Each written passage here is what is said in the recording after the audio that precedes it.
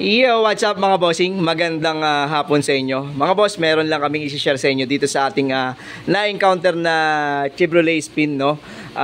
Ang issue nito mga bossing ay mga 4 months ago. Napalitan na lahat, magmula kay compressor, condenser, expansion valve, na flashing na ang buong system, no? Pero ang naging problema niya ay hindi ganong kalamig ang naging response ng ating aircon, no?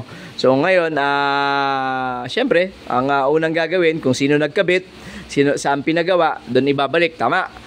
Okay, ang problema may mga reading naman na chine-check, okay daw naman ng reading, mga bossing, no? So parang pasok naman. Pero syempre, ang may-ari pa rin na magsasabi kung gaano ba kalamig. Dahil siya ang may-ari, alam niya kung ano yung sasakyan niya at kung gaano kalamig ba ang nakukuha ng aircon pagka bagong gawa.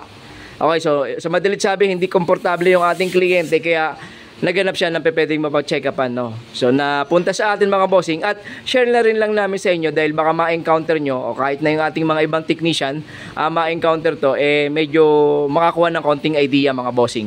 So, ngayon, dahil dumating, may lamig naman mga bossing, kagaya ng sinasabi ko at ganun din siguro sa pinagpa-check-upan niya na gumawa, no?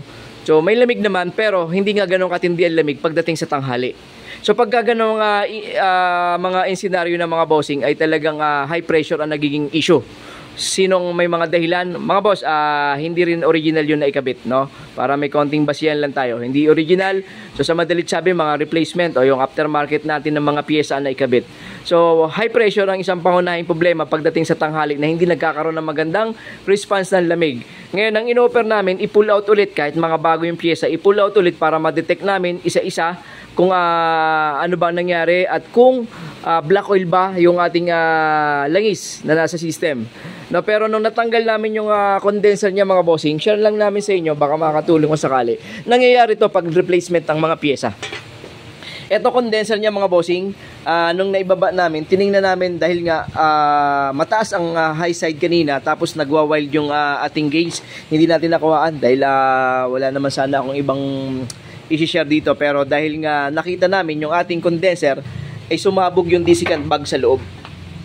Yan o. Yan. Kita ba mga boss? Yan. O kaya pala hindi siya nagkakaroon ng magandang circulate kay condenser. Replacement na nga mga bossing, tapos nasabugan pa siya ng desiccant bag, wala na talagang dadaanan yung ating refrigerant. So sa madalit sabi, sakal yan. So share lang namin sa inyo to, baka ma-encounter nyo. At sa mga replacement, ang dami na namin napatunayan ito mga bossing. Huwag kayo masyado magtitiwala pagdating dyan dahil nga hindi siya original. Okay, sama na natin si Salim. Hello, laki na lang Salim, oh. Dati liit lang ni Salim, oh. Ayun mga bossing so share lang namin sa inyo yan, baka ma-encounter nyo. Huwag kayong masyadong magtiwala kahit na sabihin nating bago, lalong-lalo naman kung hindi naman original yung ating piyesa. So i-double check natin kung hanggat maaari, pero syempre nakatago to mga bossing Dito may takip pa to. Ito yung takip niyan. So nakatakip yan dyan, so hindi mo mas makikita, no? Pangalawa, kung halimbawang ang kliyente pa ang nagdala ng piyesa, ay lalong hindi na i-check ng ating technician. Unang-una, bago na. Pangalawa, hindi pa sa kanya galing yung piyesa, so hindi madodouble check yan. Pero sa atin kasi sa ngayon, dahil na-experience na natin yan, nadaanan na natin, talagang chine-check namin yung mga condenser kung ano ba ang makikita natin, no? Lalong-lalo na sa mga replacement. So ayun lang mga bossing. So kaya hindi pala siya makakuha ng ganong katinding lamig, lalo na sa tanghali. Hirap na mag-pump yung ating compressor dahil dun sa ating condenser na pumutok yung desiccant bag natin sa loob. Okay? So mamaya tingnan namin kung anong makukuha naming lamig dito at kung ba uubra ba dun sa tanghali yung ating gagawin dito. Pero sigurado tayo na malaking improvement yung magagawa natin dito sa ating Chevrolet Spin na to, no? Okay lang mga bossing. Share lang namin sa inyo yan.